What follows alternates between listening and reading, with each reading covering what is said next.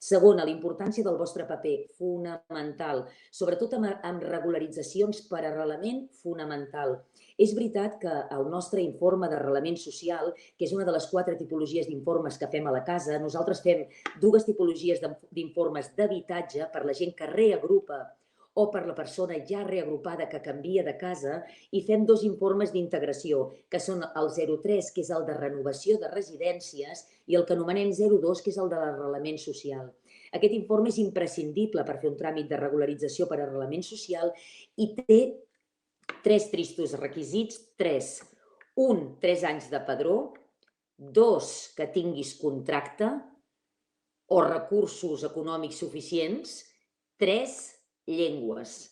Vosaltres sou fonamentals en aquest tercer requisit, perquè la gent i els ajuntaments moltes vegades ho tenen entès al revés. No és que faci falta un curs perquè l'informe sigui favorable, no. El que has de fer és parlar.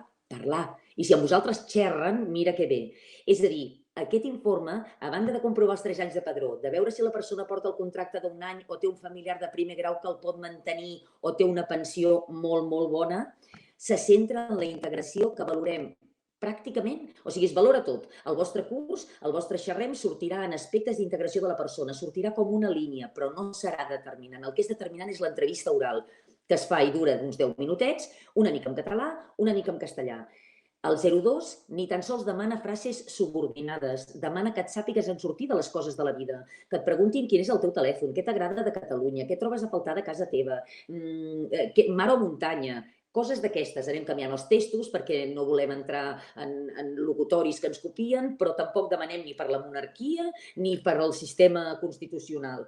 És tan senzill com saber xerrar. Per tant, a banda de que el vostre programa surt com una línia fantàstica, on normalment hi ha poca cosa, us ho he de dir, de que el que ha fet aquella persona és allò determinant perquè l'empodereu per l'entrevista. Una persona que està acostumada a xerrar, és a dir, hi ha persones que ens han dit que poden llegir, que l'entenen, que no sé què, però no és això. Aquella llengua que no has parlat mai, que no et surt per la boca, perquè no hi tens gens avesada a la fonètica, és impossible que la passis. I aquí és on fallen tots. La majoria dels nostres 02-os, la majoria, la gran majoria, se salven perquè la persona t'aporta 45 hores juntes o sumades en formació.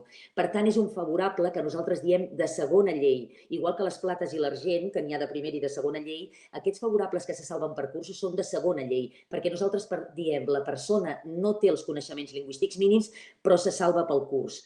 A través del vostre programa és al revés. Vosaltres no serviu per salvar l'informe, però sí que doneu l'escut que necessita la persona per passar l'entrevista. I aquell informe és de primera llei, perquè diu la persona parla i entén català i castellà.